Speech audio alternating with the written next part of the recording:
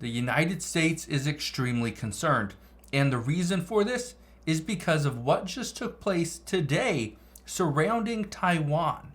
Yes, it is not what happened in Taiwan. If you don't know exactly what happened, Taiwan experienced the strongest earthquake in 25 years that took the life of at least 9 people. But the United States is concerned because of what took place around the island of Taiwan and just right before this massive earthquake. So I'm going to break down what's going on, why the US is so concerned, and what this means moving forward. All I ask is one thing, takes 2 seconds. Go ahead, hit that like button if you enjoy these daily updates. And now let's begin.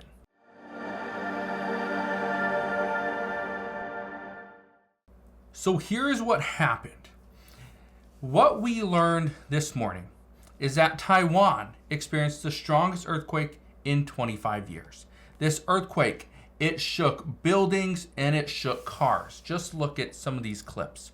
This right here, this building is pretty much leaning over to its side.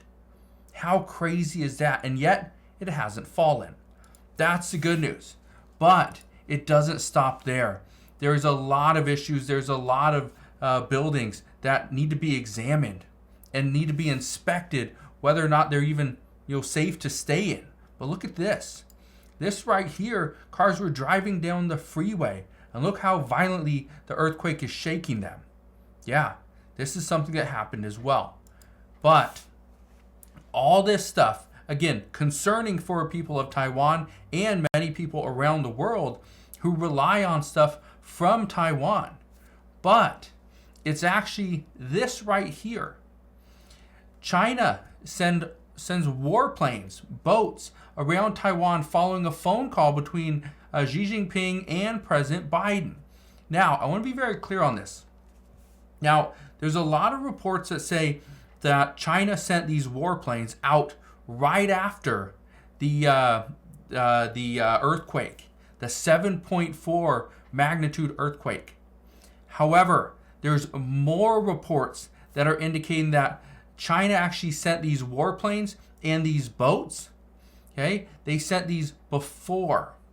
Okay, they sent these before the earthquake.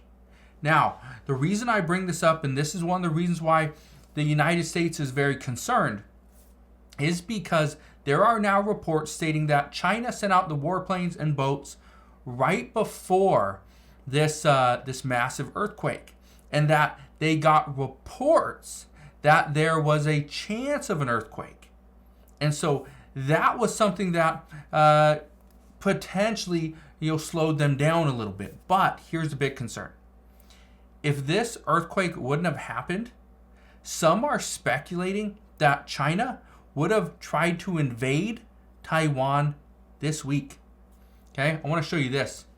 It says, Taiwan detects 30 Chinese warplanes, 9 naval ships around the island. This is the highest this year in a 24-hour window. Why would China be surrounding Taiwan at this time? What are they doing? And I bring this up because we have heard before, this is nothing new, President Xi Jinping of China, he told President Biden during the summit that China was going to reunify with Taiwan. That was going to happen. Now, some were speculating that this was going to happen sometime between 2025 and 2027, but Xi Jinping came out and explicitly told President Biden that no, there's no timetable. We do not have a deadline, but we will reunify mainland China with Taiwan.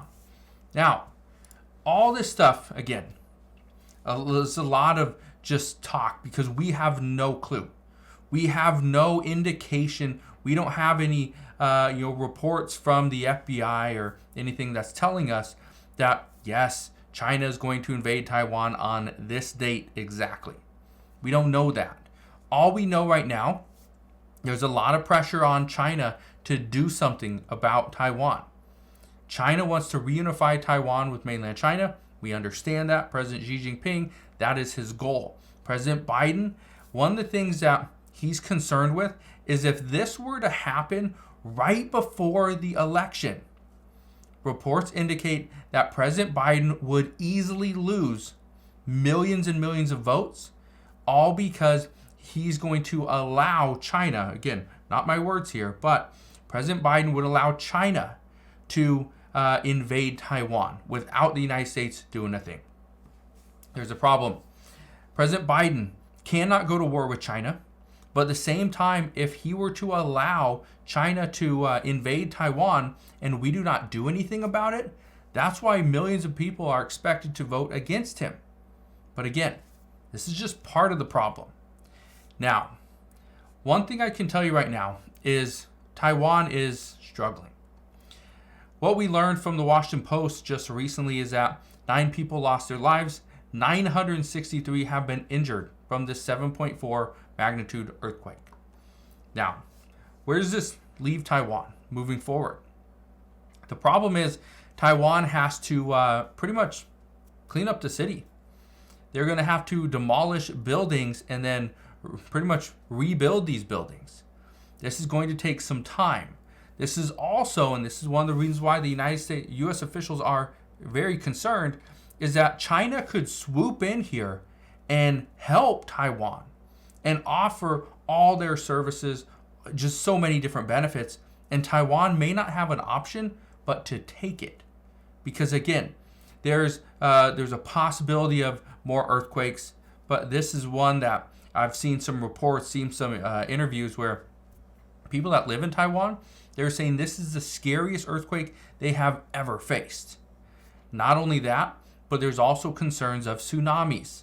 So right now, the concern that the U.S. has is China may decide to swoop in as the savior for Taiwan, when in reality, they may have been trying to invade Taiwan this week, but this earthquake might have stopped them. So I don't know what's going to happen. All I can tell you is the United States is keeping a close eye on this situation because Taiwan is a very big player, especially when it comes to semiconductors that we use here in the United States. Everything is run with a semiconductor. Taiwan, the Taiwan Semiconductors, one of the largest manufacturers in the entire world when it comes to semiconductors. And the U.S. knows if China were to gain access to this and have pretty much all the rights, well, that would hurt a lot of what the United States is attempting to do. So, all I can tell you right now is that this event that took place today, this 7.4 magnitude earthquake, for one, it's very concerning, and my condolences to anybody that lost a family member or anybody that got hurt. But at the same time, some are saying this may have saved Taiwan. And you think about that, you look at it from a different point of view, a 7.4 magnitude earthquake saving your country?